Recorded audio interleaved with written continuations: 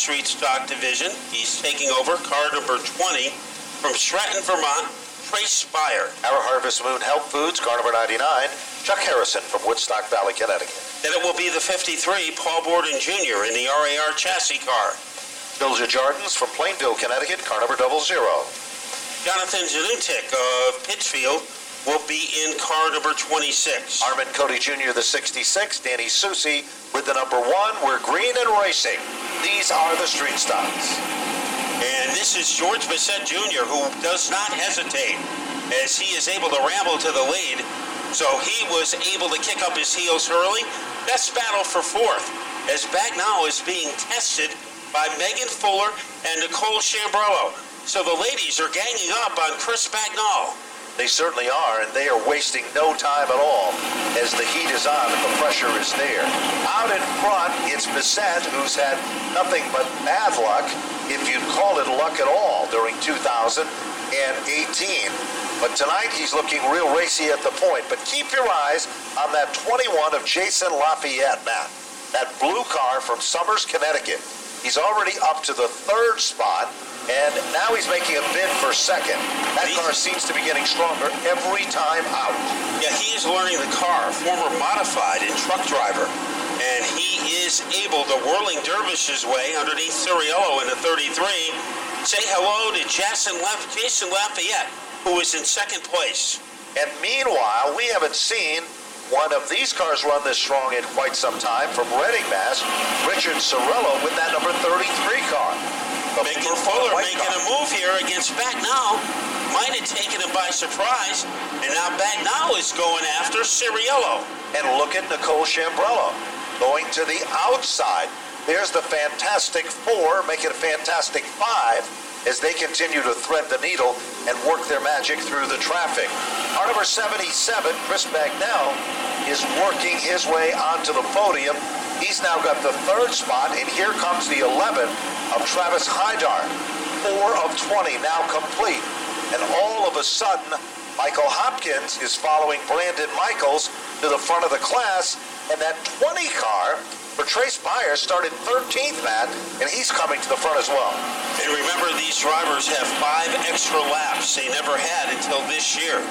Bagnall, it's almost like tied to his shoelaces, is Megan Fuller. He can't get away from her.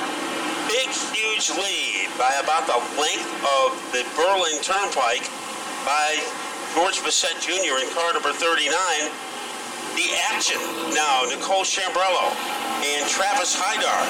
They come together. Turn number 1, inside position for Chambrello, but outside firepower for Hydar.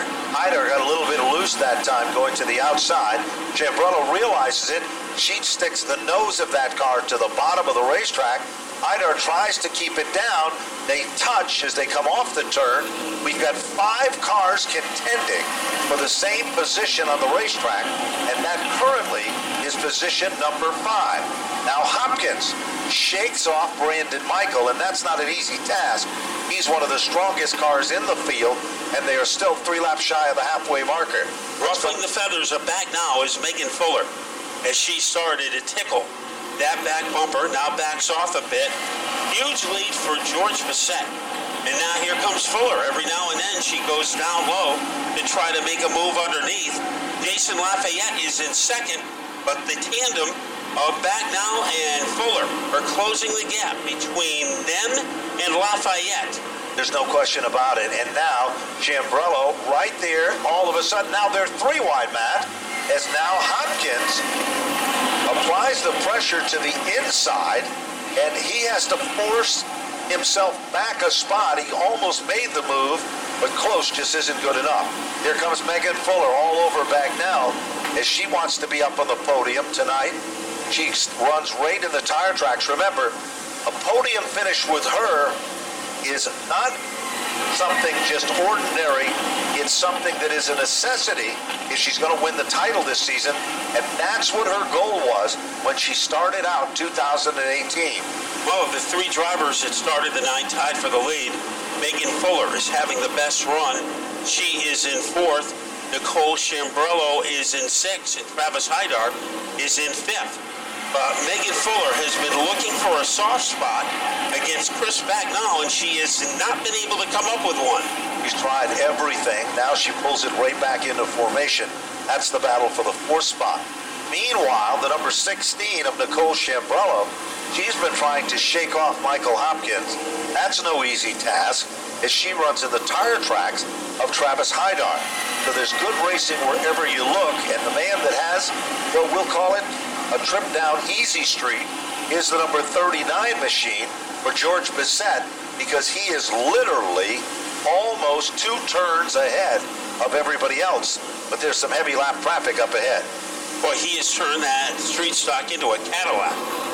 All he needs is a sunroof, and he'd be having a picnic out there as he prances into turn number 2. Things are tightening up for second. Lafayette had a big advantage. That is no longer the case, and it seems the entire field is breathing down his tailpipe. You have Bagnall, Megan Fuller, Travis Hydar, Nicole Chambrello, Mike Hopkins. They all are going after Lafayette. There's no question about it, Matt. They look literally like they are in line, almost in train fashion. Now all of a sudden, Chambrello slips up the racetrack, and that's all it took, just one slip up to give Hopkins the position, Hydar the position in front of them, as now traffic is heavy up ahead, but there's less than 5 circuits to go. Megan Fuller still all over Bagnall, continuing to apply the pressure. They come up on a lapped automobile. It's the 00 of William DeJardins, who's to the inside, out of harm's way, as we literally have a gaggle of cars that consists of about 9 in a row, and one slip-up could put you from the front of that pack to 9th or 10th on the grid. Oh, trouble now. We've got a spin off turn number 4. It looks like it might be the 66 machine. And that is Armin Cody Jr., who is a car in distress. So we say under green, which is good news for George Bissett. Not so good news for now the yellow comes out just as Megan Fuller was able to rabble on the Wheel and Modified Tour, the ROC circuit, as well as Tri-Track and the MRS, and our own SK guys double dipping in some cases with the Tour type modifieds. They'll be here. Eric Goodell for the Wheel and Modified Tour, Woody Pitcat, along with David Etheridge, Rowan Penning, who knows this track like the back of his hand, Tommy Barrett Jr., first time back, Andy Jankowiak, Chase Dowling, frontrunner on the Wheel and Modified Tour, and Jimmy Page's race car. That's the 00, which was a car that Ted Christopher put in the winner's circle in an open modified event. Was the last open modified show that he secured a win in the Page race car. A lot of history there. Green flag is out, and Bissett does a nice job. But look at Megan Fuller on the outside of Bagnall.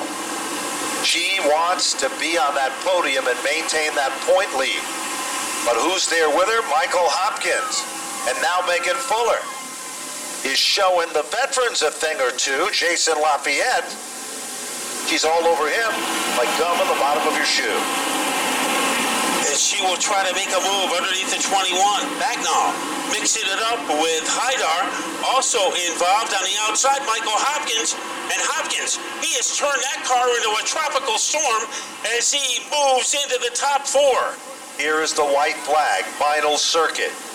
Battle is not for the lead. The battle is for the 4th, 5th, all the way down to the bottom of the top 10.